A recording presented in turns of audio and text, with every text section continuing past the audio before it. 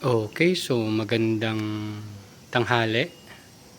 Halos alas 12 na. So ngayon ay July 8. Ayan. So nandito tayo sa ating location 1. So update ko lang kayo. Alam niyo naman na marami tayong sinubukang patubuin nung March.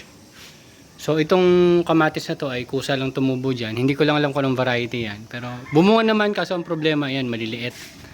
Ayan. Pero bumunga. So nagagamit naman namin yan. And dito may mga tanim tayo, yung ampalaya. Ayan, nilinis ko na isang ampalaya kasi medyo lumiit na yung mga dahon niya kasi nakailang harvest na rin ako dyan eh. Pero mali pala ako ng harvest. Ang hina-harvest ko kasi dati ay mga dahon lang. Yan, dahon. Yung pala dapat yung mismong sanga, siguro mga 1 meter na sanga yun yung i-harvest mo para mag-initiate ulit siya ng panibagong sanga. Susubukan ko ngayon siya dito. Hindi ko lang alam kung magsasanga pa siya. Pero considering na maliliit na yung dahon niya, possible wala na rin masyadong sustansya dyan. Although naglalagay tayo dyan ng compost. Pero alam niyo naman yung compost ko is hindi naman ganun kaganda. Yung, siguro may tamang ratio or kung ano man. Pero yon. So maliban dyan, may tinanim din tayong kamote. Ang nangyari sa kamote, di ba, nilubog ko yan, hindi pala mag-uugat itong mismong puno. So ang mag-uugat pala is itong mga tangkay-tangkay, yung mga nodes na yan, yung mga dugtungan ng mga dahon, yan yung magkakaroon ng ugat. So ang nangyari, yung mga umusbong mula dun sa taas ay namatay kasi hindi sila nakakagawa ng ugat sa ilalim. So ang nangyari, ito ay nandito, meron dyan sa bandang lupa, may ugat siya dyan, tapos mahaba pa to eh, ayun o, nandun. Ang ginawa ko, nilubog ko yung ibang stem niya dun sa lupa. Nilagyan ko ng lupa para mag-ugat. Para mas tumibay siya. Ayan. Maliban dyan, marami na akong cuttings niyan. Pakita ko sa inyo.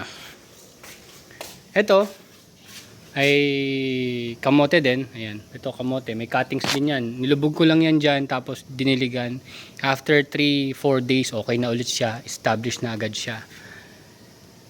At meron pa doon mamaya. Pero ito muna, ito yung mga flowers natin. Sa ngayon yung zinnia, ang napapansin kong pwede natin padamihin. Yung celosia, pinatay ko na. Mukhang hindi naman ganun kaganda ang tubo. So isa ito sa bulaklak ng zinnia. Ayan. Although palagay ko hindi ganun kaganda yung ano natin, yung araw. Pero at least, napansin yung ganda ng ano niya, bulaklak ko. Zinnia, yung pa isa. So since iba-ibang variety sila, ayan, iba-iba yung, merong orange, may pink. Alam ko ito pink to eh, pero ito isa dilaw, galing yan dun. Oh. Ayan, mahaba siya eh. Pero at the same time, mapapansin ko, yung paghaba niya, yan yung mga nodes na yan, nagkakaroon niya ng ugat. Yan yung mga nodes, yan, nagkakaugat. Pero medyo mahirap siya i-direct transfer sa soil. Agad mabilis siya mamatay para sa akin ha. Ang ginagawa ko ay binababad ko muna siya sa tubig mga 3 days tapos bago ko siya i-transfer sa soil. Pero wala yung assurance na mabubuhay talaga siya. Although mura lang naman yung buto, pwedeng gawin nyo is buto na lang muna. And sabi, mahirap daw siyang i-transfer from seedling bag, pero based sa experience ko, hindi naman siya ganun kaselan. Ang medyo nahirapan lang ako yung sa cuttings, ano bang style para mas maging effective yung cuttings niya. Pwedeng siguro gawan natin ng ibabad natin sa rooting hormone or kung ano man. Ayun. Pero inaaral pa natin. So maliban dyan, medyo tinigilan natin ang pipino. Actually, tinigilan natin pipino. Ang itutuloy natin is yung mga sili. Siling panigang, bell pepper, siling red, tsaka talong. Tapos yung okra, sabi hindi rin maganda na tinatransfer. Pero itong mga okra ko dito ay transferred to. Ayan, isa pa to. Okra natin, transferred to. So palagay ko yan yung bunga. Sana bunga na nga yan. Yun din. Mukhang nagbubunga na rin yun. So mostly yung experiment natin nag-start yan ng March eh. So ayan. Ito, hindi ko lang kung anong klaseng sili to pero okay yung sili niya. Kasi yung ibang sili doon, pinurun ko na kasi ng ulubot. So possible, yung lupa ko kasi hindi ko masabi kung maganda or hindi. Possible hindi. Kasi kung titingnan nyo ito pala, ampalaya, ito pala yung ampalaya natin. So yung bunga niya hindi na masyadong lumalaki, ganyan na lang. So malamang kulang sa potassium siguro, 'di ba, NPK. So yung dahon naman niya okay. So tama yung okay yung nitrogen, pero kasi hindi niya kaya mag-produce ng malaking bunga, which is possible sa potassium or other nutrients na kailangan sa lupa. Ayun, sa lupa.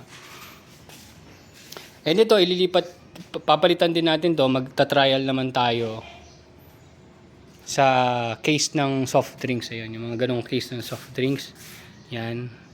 Nilalagyan ko yan ng lupa. Meron na tayong setup dun sa kabila. Kung nakita nyo, nandun yung ano naman natin, spinach.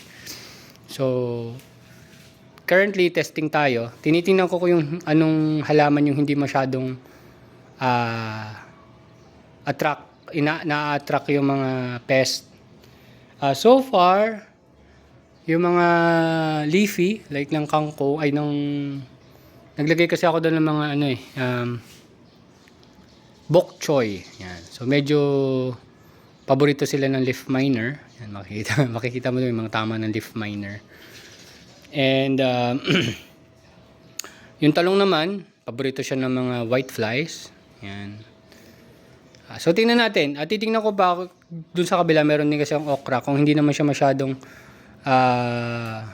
paborito ng insekto, baka yun yung medyo paramihin natin. Pero ang pinakapaparamihin natin dun is mga herbs natin, yung basil, yung tatlong uri ng basil natin, which is yung sweet, Thai, tsaka lemon. Yun nandito, ito lemon basil to, ito lemon basil, this is sweet basil. Yung Thai basil wala dito, pero yun yung gagawin ko. It's either dito tayo mag-concentrate ng seedlings, tapos sa kabila is mga herbs naman. Pero yung seedlings to dito ng mga sili tsaka talong, yan, mga okra dito. Pero yung mga herbs natin kahit sa kabila siguro okay lang na ilagay doon. Kasi masyadong extreme talaga yung heat doon. Hindi nila kaya. Ito pa isa, Chinese chives. Ito, Chinese chives. Hindi ko lang kung paano ako pararin. Pero ang tagal eh, ano? March 29. March, April, May, June. So 3 months na to, 3 months old. Pero ang liit. Yan, inaaral lang natin. So ngayon, may nakita naman tayong video kay Sir Buddy na nagtatalbos ng ampalaya. So possible, talbos na lang. Siguro yung susunod na makikita kong bunga, hayaan ko na lang siyang mahinog. Ganon. Okay, at the same time, kung gusto talaga natin magpabunga ng maayos, is aralin natin kung ano ba yung nutrients sa kailangan niya. So, maliban sa compost na nilalagay natin, lalagyan natin siya ng inorganic fertilizer, which is yung galing sa ating hydroponics, pero timpla para sa kanya. Okay? So, ito yung kangkong natin. Ang kangkong natin ay nagpa-flowering na. So, hopefully, may mabuhay ako. Or may mabunga. Yan. So, kung anong mas madali, yun yung itutuloy natin. Yung nangyari dito, ang lapad kasi nitong okra. Kawawa yung bell pepper ko, yun, no? Nasa ilalim. Dalawa yan, eh. Pinagkasya ko sila dyan. Pero hindi pala dapat. So, yan. Isa yan sa mga mistakes natin. Yan, ito kangkong, yun, okra. So, magkakaibang klase ng lupa. And also, kung alam nyo ito ay pansit-pansitan. So, in-start ko na rin paramihin na lang silang ganyan. Kasi hindi siya masyado talagang maselan. Ito, may ugat pa to nung transfer ko last time. Tapos ngayon medyo established na siya. So dumadami na siya. Ito naman is cuttings. So ayan, mapansin nyo may mga cutting, may mga putol dyan. Cuttings to. So titingnan ko kung okay din ba siyang i-establish ng cuttings. Pero palagay ko kaya. Kasi yung mga nodes siya nagkakaroon din ng ugat. Ito, yung dating cucumber natin dito, pinatay ko na kasi nung naka 2 months na sila, medyo nanilaw na. Hindi na lumalaki yung bunga. Actually, wala ako na harvest kahit isang bunga. Kaya, hindi ko tinuloy yung pipino. So, nagpunta ako sa ampalaya. So, nag-direct seeding din tayo ng ampalaya dito. More than 2 weeks na yata. Pero wala ako nakitang umusbong. Kaya, nagtanim ulit tayo sa loob na lang ng nursery natin sa sala ng 6 na ampalaya. So, pag tumubo na yun, tatransfer na lang natin. So, possible yun. Isa yun sa mga na-experience natin. Then, tanglad. Wala naman tayo masyadong problema sa tanglad. At ito pala, ito. Ito, maganda yung lupa siguro. Ang lapad ng kamote natin, oh. Yan, pwede natin talbusan para dumami. Ito rin dito. Isa ito sa una kong transfer na cuttings ng kamote galing dun sa kabila. Yan. So maliban dyan, meron din tayong, makita nyo yan, ating malunggay. Alam ko wala masyadong problema ang malunggay in terms of peste. So posible, isa yan sa padamihin natin. So yung nanay ko, pinutulan niya na ng taas para hindi humaba, pero ito medyo nagusbong dito. Nagusbong. Hindi ko naman putulin ko din yan. Para hindi siya masyadong tumangkad. Ayan. Ito, malago din yung kangkong dito eh. Kangkong, yung kamote eh. Ayan. So meron din tayong kamote dito. Ayan, kamote. Ito, kamote. Kamote. Ito, siling panigang to eh. Pero nanilaw siya. Ibig sabihin, kulang na nitrogen yung ano dito. Lupa. Pero mapansin nyo yung kamote is hindi naman ganun kaselan. Ayun. Isa yun. Dahil hindi naman talaga ako ganun kagaling. Ayan. Marami tayo dito pansit-pansitan. Padamihin din natin. Kagaling. Kaya di ko lang. Ito naman, itong kamatis to, tumubo lang to doon sa mga seedlings na nasa taas. So namatay na yung kasama niyang mga Vietnam rose. So transfer ko na lang siya dito. Dapat lalagyan ko pa dito ng biisil sa gilid. Usually kasi nagalagay ang biisil. So maliban dyan, ito inobserbahan natin na isa sa mga tinatanim natin. Ito ay bush beans. Beans to. So bush beans. Hindi siya yung gumagapang na beans. So yan. Meron din doon. Kasama ng mga siling panigang. Ayan.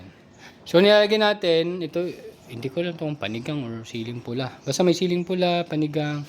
Tapos napansin nyo, meron din tayo dong bok choy. Mustasa ba yun? Parang balang ko bok choy yun, purple bok choy.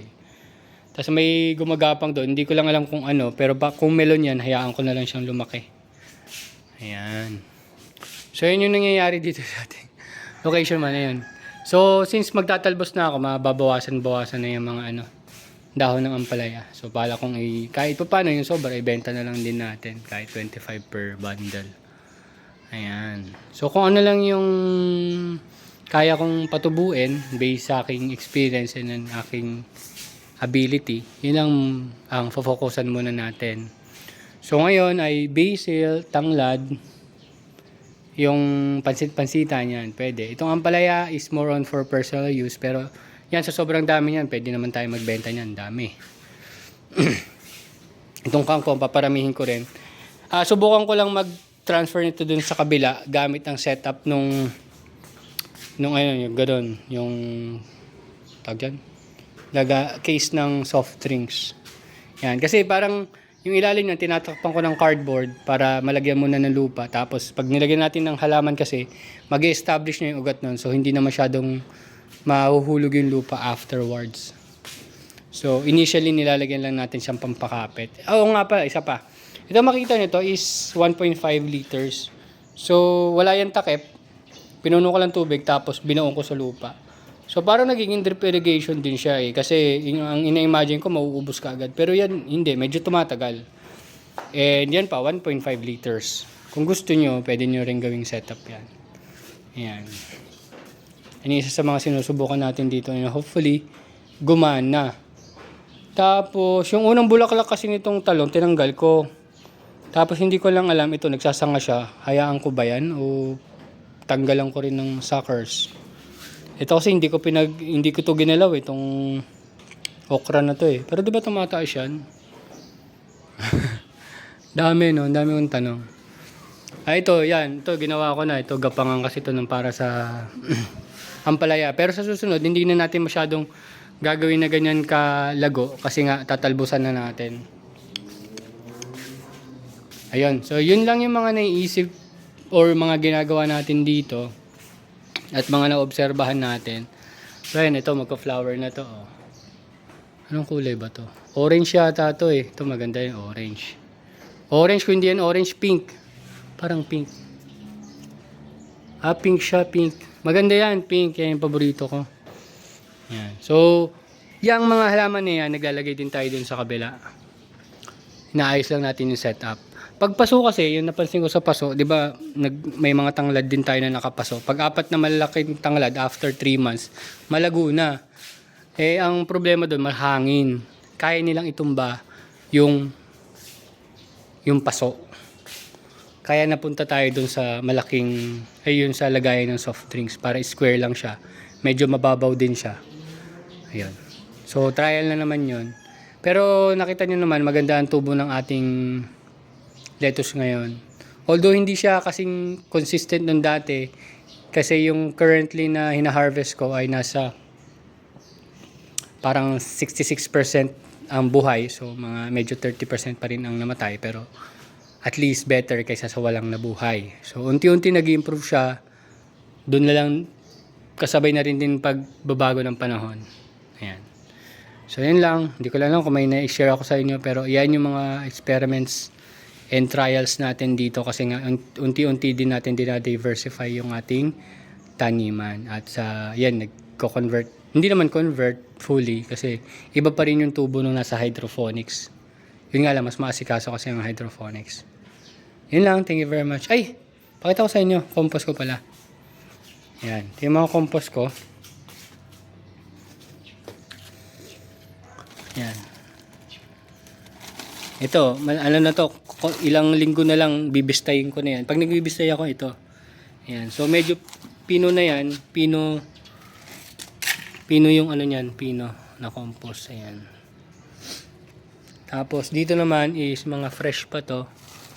Ayan, hindi pa na bubulok. Kasi ito, nung una yan, puno.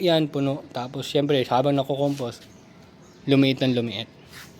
So yan, ito yung mga ugat ng mga tanglad. Yan, hinahayaan ko lang dyan. Parang yan yung brown materials ko. Tapos haluan ko ng mga green materials na nandito sa paligid natin. So mostly, sa pinag-aaralan ko rin yung pagtutuyo ng basil. Tapos gagawin na lang powder. Sinubukan ko last time fail eh. So subukan ko ulit kasi, yan o. Sabi nila, wag daw sa direct sunlight. Although kasi nilagay ko dun eh. So may direct sunlight pa rin. So ngayon ito, indirect na lang na sunlight tas open air. Yan. So marami tayong sinusubukan and hopefully gumanda siya soon or kahit next year. Tingnan natin. So update ko kayo. And see you next update. Bye bye.